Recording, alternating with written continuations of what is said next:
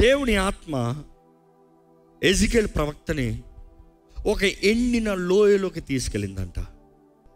లోయ అన్నదప్పుడు జీవము లేని స్థలం, లోయ అన్నదప్పుడు చచ్చిన స్థితి, లోయ అన్నదప్పుడు dead, it is all dead, no life.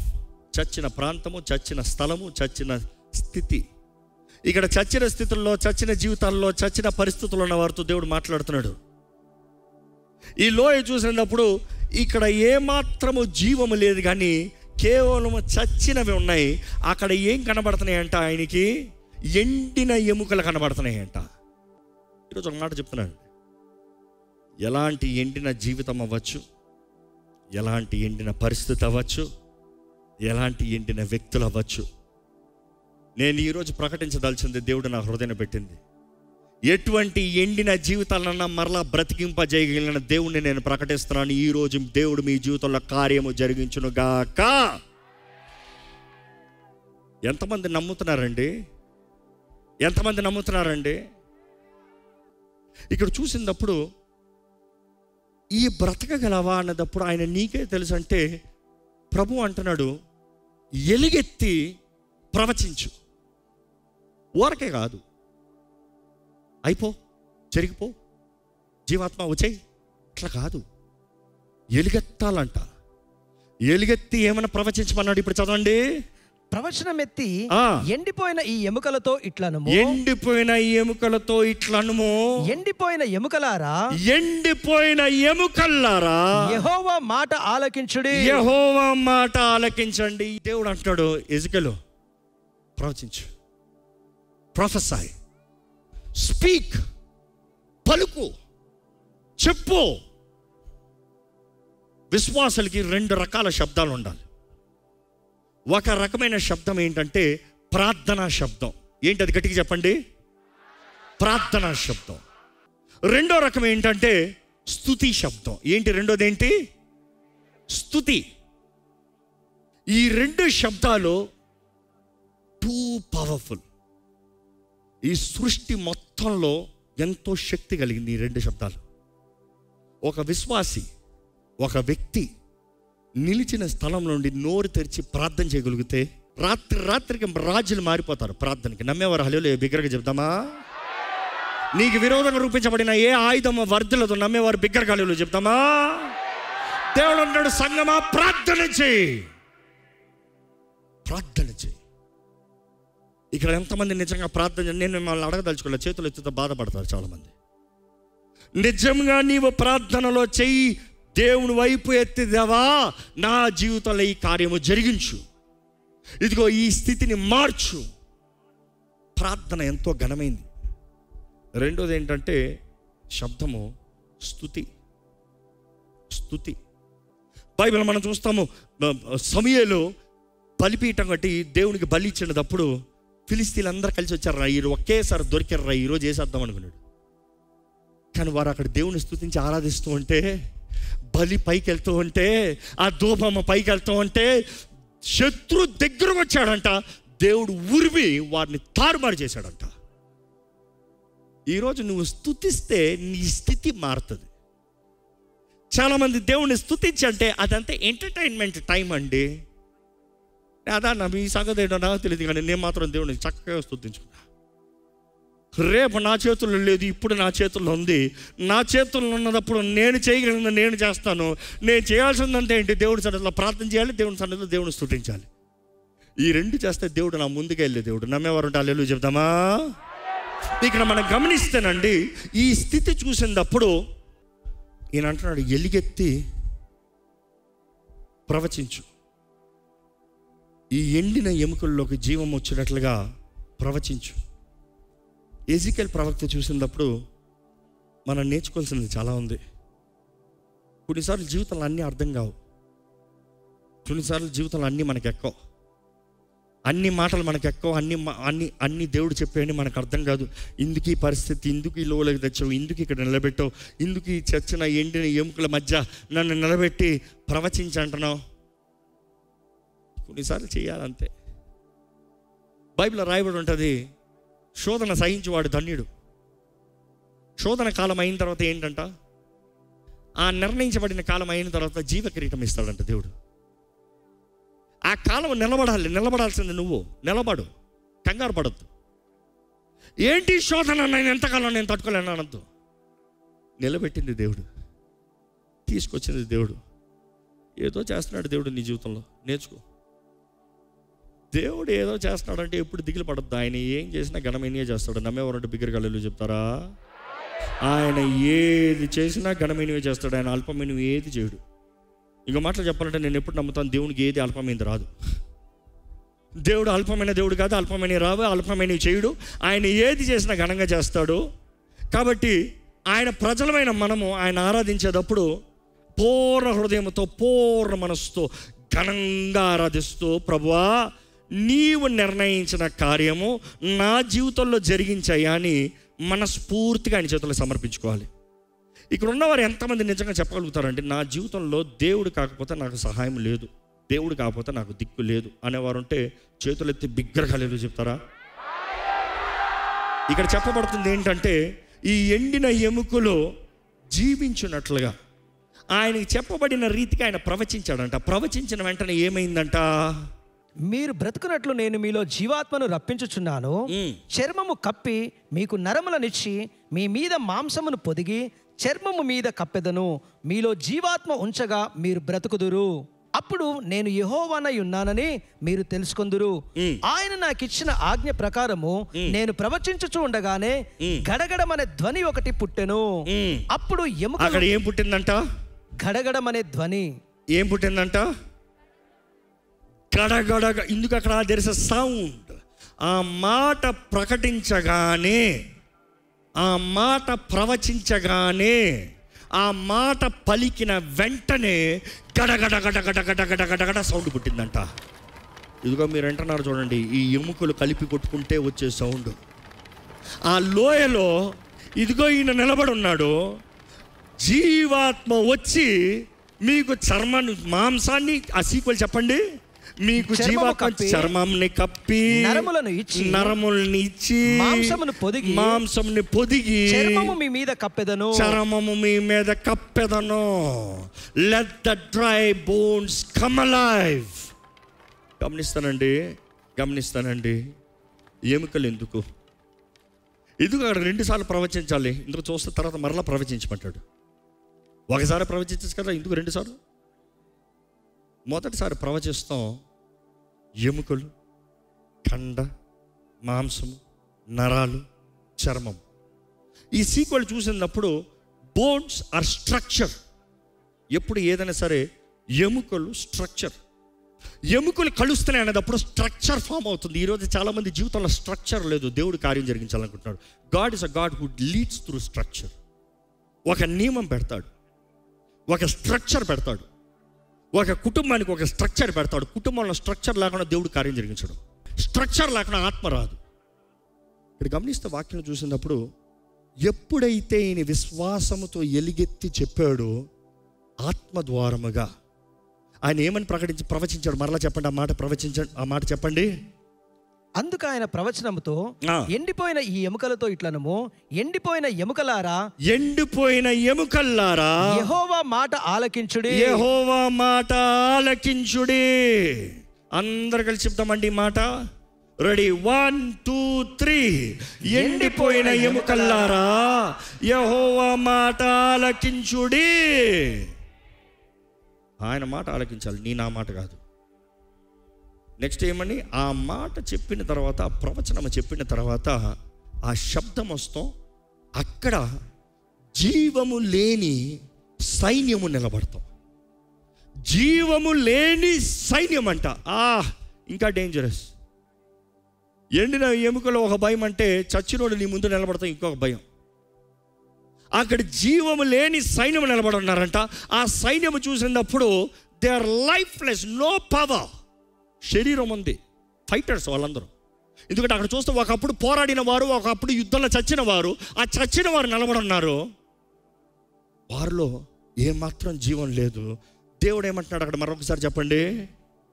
అప్పుడు ఆయన నరపుత్రుడా జీవాత్మ వచ్చినట్లు ప్రవచించి ఇట్లను జీవాత్మ వచ్చినట్లు ప్రవచించి ఇట్లనుము. ఇదిగో జీవాత్మ కావాలి. ఈరోజు మిమ్మల్ని అడుగుతున్నానండి, మీలో జీవాత్మ ఉన్నాడా? చాలామంది పేరుకి బ్రతుకుతున్నాను అంటున్నారు కానీ జీవం లేదు. జీవాత్మ అనేటప్పుడు ఎప్పుడు హీబ్రూలో చూసినప్పుడు ద వర్డ్ జోయి, ఆ వర్డ్ జోయి చూసినప్పుడు it is life giving form, life giving factor. మానవుడు నాసికారంధంలో దేవుడు ఊదినప్పుడు he received life, zoe, life giving factor. ఇక్కడ చూసినప్పుడు జీవాత్మ, ఆ లైఫ్ గివింగ్ ఫ్యాక్టర్ వచ్చినట్లుగా మరలా ప్రవచించు. ఆ ప్రవచనం ఏమని చూడండి, జీవాత్మ నలుదిక్కుల నుండి వచ్చి హతులైన వీరు బ్రతుకున్నట్లు వారి మీద ఊపిరి విడుము. హతులైన వీరు బ్రతుకున్నట్లు వారి మీద ఊపిరి ఊదు. ఈయన మాట పలికిన వెంటనే గొప్ప గాలి అంట, గొప్ప శబ్దం అంట. You see sound is linked. అడుగు చూడండి, లోయలో నిలబడి ఉన్న వ్యక్తికి ఎలాగుంటుంది? ఈయన అంటున్నాడు, ఎప్పుడైతే ఆ మాట ప్రవచించాడో, ఆయన ఎప్పుడైతే ప్రవచించాడో అక్కడ ఒక గొప్ప మహాసైన్యము వారి కాళ్ళ మీద నిలబడ్డాడంట.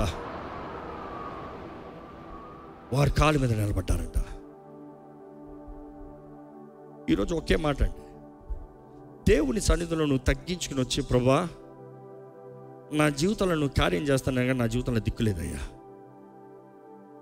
నా జీవితంలో నువ్వు కార్యం జరిగిస్తానని సహాయం లేదు ప్రభా, నా జీవితంలో నువ్వు అద్భుతం జరిగిస్తాను కానీ నాకు అవ్వదు అయ్యా దేవా, ఇంకా నా శక్తి అవ్వదు, నా వలన అవ్వదు, నాకు తెలియట్లే. నేను కాదని చెప్పట్లేదు, తెలియదని చెప్తున్నా. ఎందుకంటే కాదని చెప్తాను, నీకు విరోధంగా మాట్లాడతామేమో, తెలియదని చెప్తున్నా. కానీ నీకు తెలుసు, నువ్వు ఏం చేయమంటావు అది చేస్తాం ప్రభువా అని నిజముగా ఆయన సన్నిధిలోకి వచ్చి తగ్గించుకుంటే, ఆయన ఆత్మ ద్వారముగా, దేవుని వాక్యంలో దేవుడు చెప్పిన రీతిగా, ఇది శక్తి చేత కాదు, బలము చేత కాదు, నా ఆత్మ ద్వారా జరుగుని కార్యం.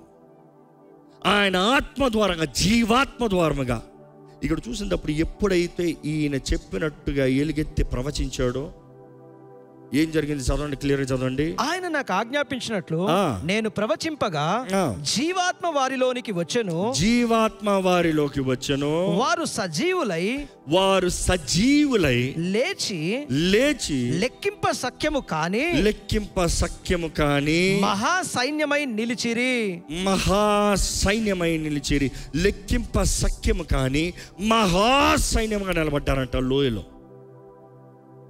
ఈరోజు మీ జీవితంలో అడుగుతున్నానండి, ఒక్క విషయం, రెండు విషయం కాదు, ఎన్నో విషయాలు పోయాయేమో, ఎన్నో విషయాలు చచ్చిన స్థితిలో ఉన్నాయేమో, ఎన్నో విషయాల్లో ఇంకా అవ్వదు, ఇంకా కుదరదు, ఇంకా నా వల్ల అవ్వదు, నా కుటుంబం అంతే, నా జీవితం అంతే, నా వ్యాపారం అంతే, నా చదువులు అంతే, నా కెరియర్ అంతే, నా బ్రతుకు అంతే, ఐ గివ్ అప్ అన్న పరిస్థితులు ఉన్నారేమో.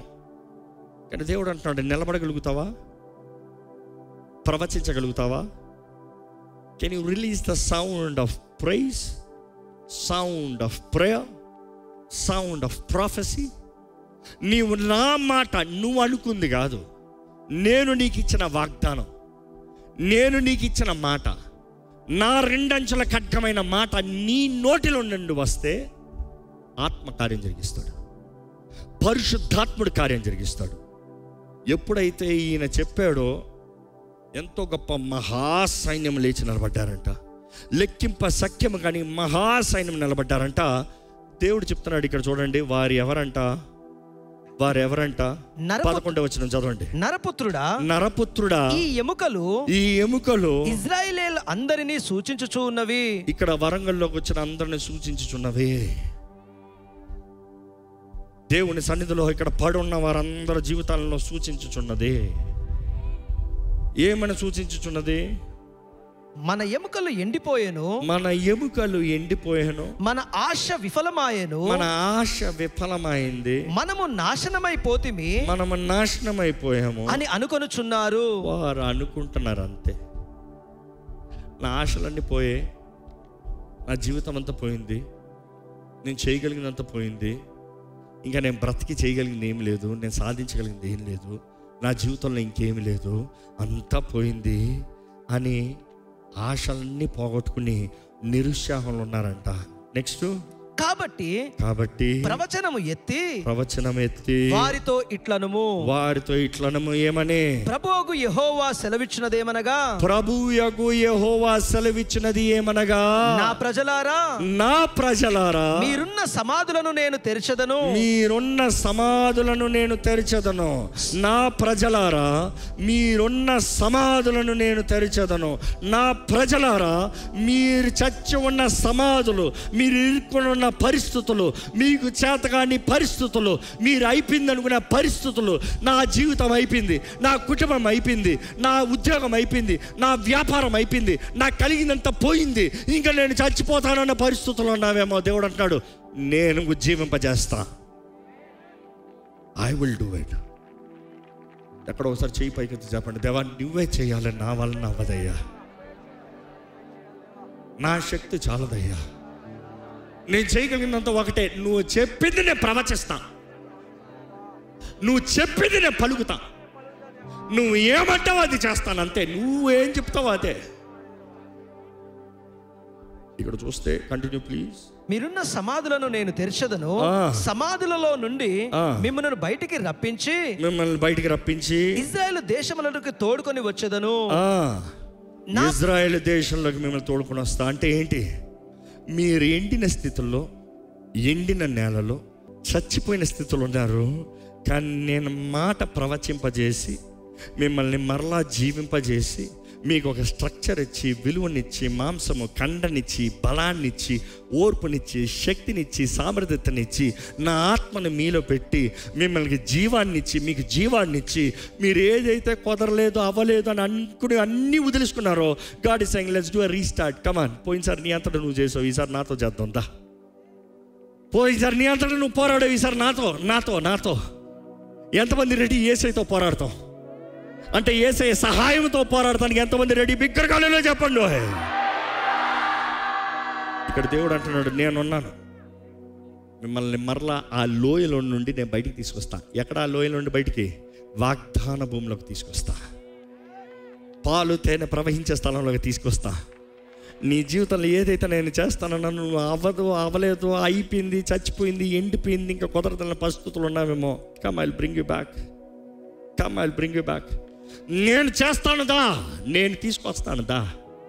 ఈరోజు అడగాలి మీరు, దేవా నువ్వు తీసుకురాయ్యా నా బ్రతుకు, నువ్వు నా చేయి పట్టుకుని నడిపించాయ్యా, నువ్వు చేయి ప్రభా, నువ్వు కాకపోతే అవ్వదు ప్రభా, నువ్వు పట్టుకోపోతే నా వల్ల అవ్వదు ప్రభా, నువ్వు కాకపోతే నా వల్ల అవ్వదు ప్రభా, నీవు చేయకపోతే నాకు అవ్వదు ప్రభా, నీవే చేయాలి ప్రభా, నీవే చేయాలి ప్రభా, నీకు మాత్రమే సాధ్యమయ్యా. స్థితిగతుల్ని మార్చగలిగిన దేవుడు నీవు మాత్రమే, బ్రతుకుల్ని మార్చగలిగిన దేవుడు నీవు మాత్రమే, పాడైంది మరలా మారాని మధురంగా మార్చగలిగిన దేవుడు నీవు మాత్రమే, ఎండిన జీవితాలు, ఎండిన కొమ్మని మరలా చిగురింపజేయగలిగిన దేవుడు నీవు మాత్రమే. ఎందుకంటే నీ కార్యములు ఆశ్చర్యములయ్యా, నీ కార్యాలు అద్భుతములు. ఎంతమందికి ఇక్కడికి విశ్వాసం ఉందండి? ఎక్కడ ప్రార్థన చేద్దామా? తలలోంచండి, దేవునితో చెప్పండి, దేవా నీవు జరిగించే కార్యము, దేవా నువ్వు జరిగించే కార్యము, నువ్వు జరిగించయ్యా, నువ్వు చేయ అద్భుతము, నువ్వు తెరివయ్యా ఈ తలుపు, నువ్వు కట్టేయ్యా ఈ కుటుంబము. నీ సహాయం కావాలి, నీ శక్తి కావాలి. ఇదిగో ఇక్కడ ప్రతి ఎండిన ఎముకతో మాట్లాడుతున్నాను, నజరేయుడైన యేసు నామములో ప్రతి ఎండిన ఎముకతో మాట్లాడుతున్నాను. ఇంకా ఇది బ్రతుకునా? ఆనాడైతే ఎజికేలు ఏమో అన్నాడు, ఈరోజు నేను నమ్ముతున్నాను దేవుని వాక్యాన్ని, బ్రతుకుతుంది. ఇక్కడ ఉన్న ప్రతి ఎండైన జీవితంలో, చచ్చిన జీవితంలో, ఎంతో కాలంగా కుళ్ళిపట్టిన జీవితంలో నజరేయుడైన యేసు నామములో మరలా తిరిగి లెగుదురుగాక. పరిశుద్ధాత్మ ఇక్కడ ఉన్న ప్రతి ఒక్కరిని ముట్టయ్యా, ప్రతి ఒక్కరిని తల నడినెత్తు నుండి అరిపాదము వరకు నీ అభిషేకం ఇప్పుడే మీరు పైకి దిగి వచ్చుడుగా కానీ ప్రకటిస్తున్నాను. పిరికి తన ఆత్మను మాకు అవ్వలేదు. శక్తియు ప్రేమయు ఇంద్రియ నిగ్రహమైన ఆత్మని నుంచి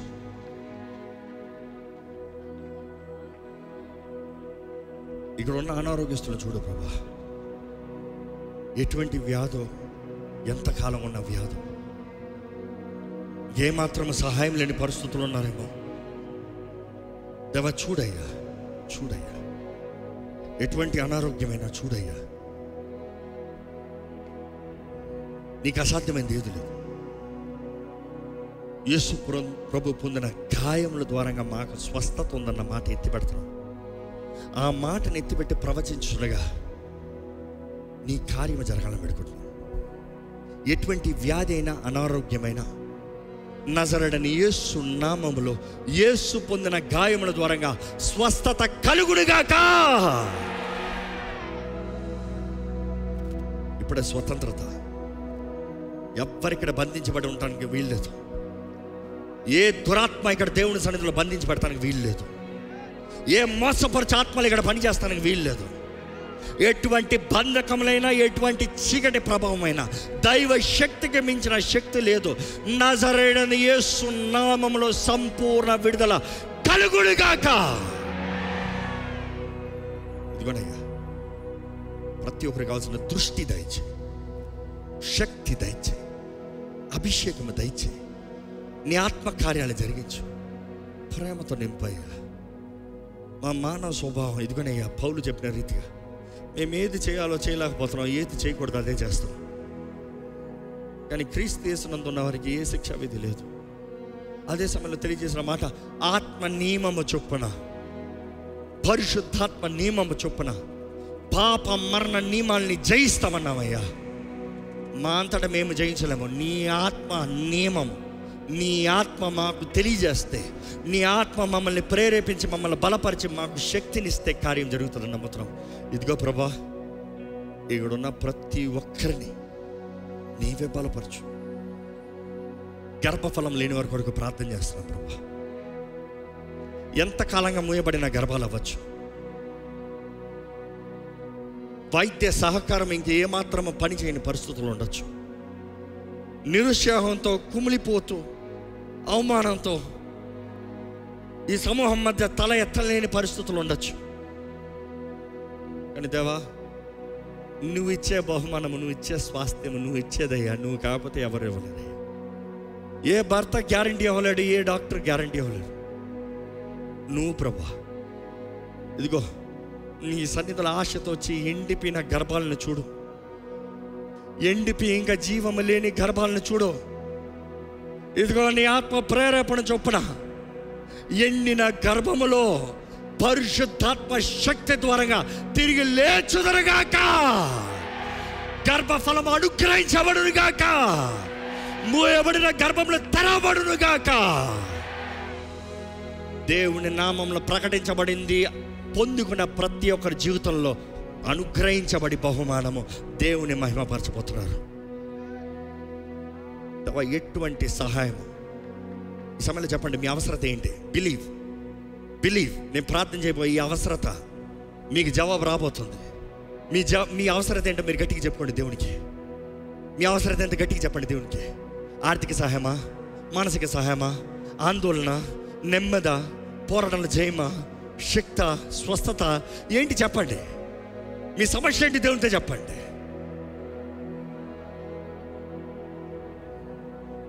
బిడ్డల సమస్య, భర్త సమస్య, భార్య సమస్య చెప్పండి.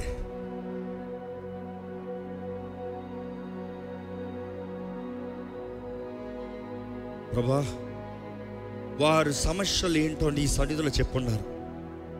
ఎవరెవరైతే నీ సన్నిధిలో విశ్వాసంతో వారి సమస్యలు చెప్పారో, నజరేయుడైన యేసు నామంలో ప్రతి సమస్య పరిశుద్ధాత్మ సహాయం ద్వారంగా తీర్చివేయబడునుగాక.